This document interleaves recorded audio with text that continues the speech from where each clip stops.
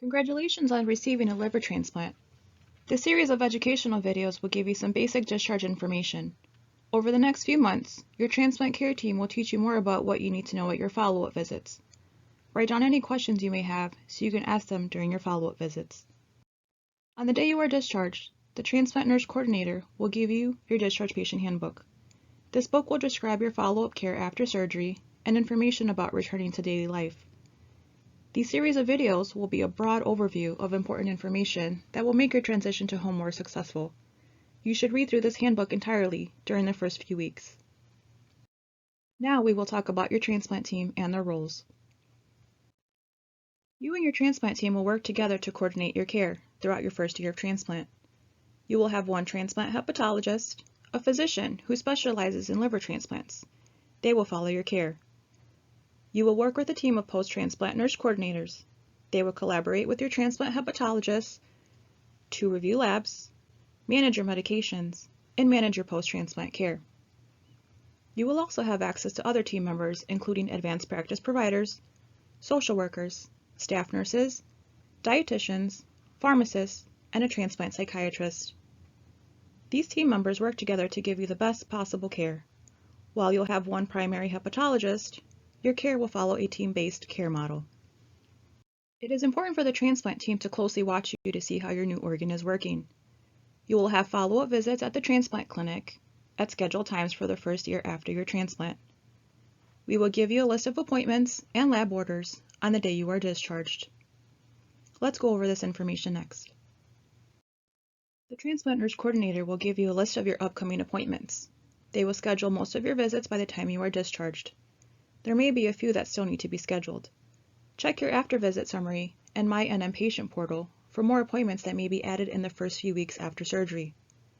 The care team will give you an after-visit summary, or AVS, as it is often called at each clinic visit. You will have appointments less often as you go through your transplant journey. All transplant follow-up visits will be at the Northwestern Medicine Transplant Clinic in the Arcus Pavilion at 676 North St. Clair Street on the 19th floor. Go to nm.org for parking options. For a discounted rate, you can validate your parking ticket at the clinic. Bring your parking ticket to the clinic with you. The length of your visit will depend on your needs and the lab work. Your first few appointments with the surgical team will last much longer. They can take up to 2 to 4 hours. Once you start seeing the hepatologist for follow-up, the visits should be shorter. It is important that you keep your appointments. If you need to reschedule, call 312-695-8900. There is an example of a follow-up schedule in your discharge handbook. This is what your follow-up clinic visit schedule may look like. You may need to come in more or less often depending on your progress after surgery and what may be happening at that time. You will not have visits in months 5, 7, 8, 10, and 11. These are pictures of what clinic looks like. When you come in for your follow-up visits or infusions, you will be in a room like in these pictures. The picture on the left side is one of our procedure rooms. We use these rooms for post-op visits, injections, and infusions. The one on the right side is one of our clinic exam rooms. We use these rooms for follow-up visits with your transplant team. Labs are the best way to check how your transplanted organ is working and your medication levels. The first month after transplant, you will have blood drawn 2 times a week, every Monday and Thursday. Your physician or nurse will let you know when you need to start coming to the lab less often. The timing of your lab draw is very important. This is how your team will measure the level of your anti-rejection medication in your body. It is important you take your anti-rejection medication after your labs are drawn. We measure some of your important medications by drawing a trough level. This means we measure the amount of medication in your blood when the medication is at the lowest level. This is usually right before your next dose. It is important to take your anti-rejection medication after we draw your blood. If you take it right before your blood draw, you will need to do another blood draw at a trough time. For example, if you take your medications at 9 a.m. and 9 p.m., your lab should be drawn around 9 a.m. before your usual 9 a.m. dose. You will then take your anti-rejection medication after your blood draw. Let's say, for example, Mary took tacrolimus at 9 p.m. She can have her blood drawn between 8 a.m. and 10 a.m.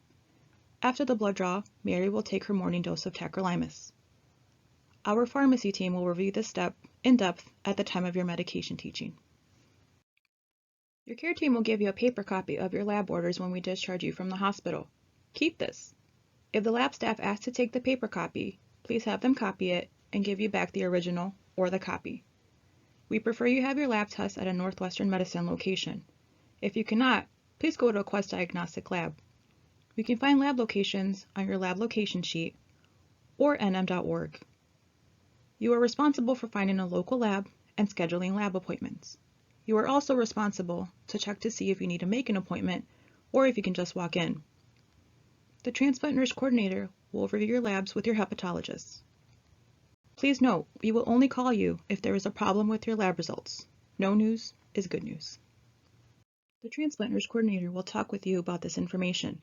They will be able to answer any questions you may have. You can now view video number 2 in this series. Thank you for trusting Northwestern Medicine.